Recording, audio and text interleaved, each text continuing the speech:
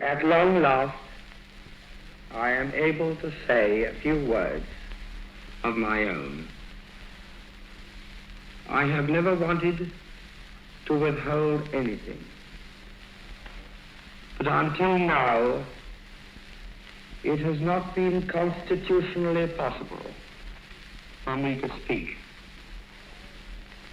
A few hours ago, I discharged my last duty as King and Emperor. And now that I have been succeeded by my brother, the Duke of York, my first words must be to declare my allegiance to him. This I do with all my heart. You all know the reasons which have impelled me to renounce the throne. But I want you to understand that in making up my mind, I did not forget the country or the empire, which, as Prince of Wales and lately as King, I have for 25 years tried to serve.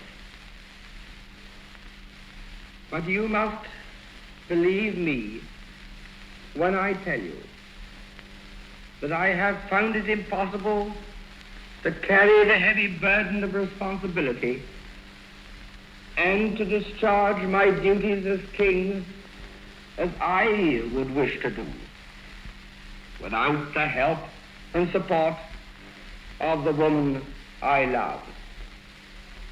And I want you to know that the decision I have made has been mine and mine alone. This was a thing I had to judge entirely for myself. The other person most nearly concerned has tried up to the last to persuade me to take a different course. I have made this the most serious decision of my life, only upon the single thought of what would, in the end, be best for all. This decision has been made less difficult to me by the sure knowledge that my brother, with his long training in the public affairs of this country, and with his fine qualities, will be able to take my place forthwith, without interruption or injury to the life and progress of the empire. And he has one matchless blessing, enjoyed by so many of you and not bestowed on me: a happy home with his wife and children.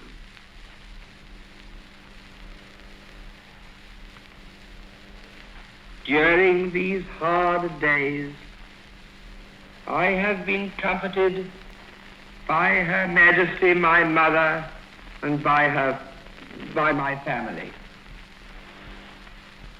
The ministers of the Crown, and in particular Mr. Baldwin, the Prime Minister, have always treated me with full consideration.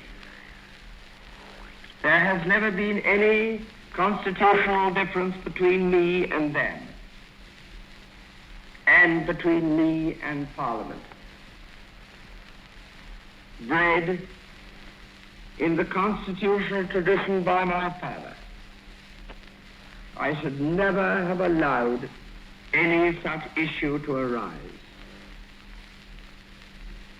Ever since I was Prince of Wales, and later on, when I occupied the throne, I have been treated with the greatest kindness by all classes of the people, wherever I have lived or journeyed throughout the empire.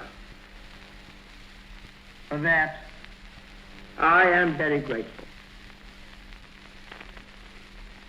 I now quit altogether public affairs, and I lay down my burden.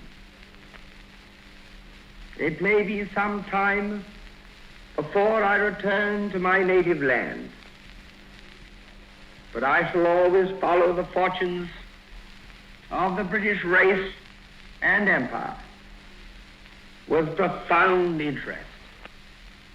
And if, at any time in the future, I can be found of service to His Majesty in a private station, I shall not fail. And now we all have a new king. I wish him and you, his people, happiness and prosperity with all my heart. God bless you all. God save the King.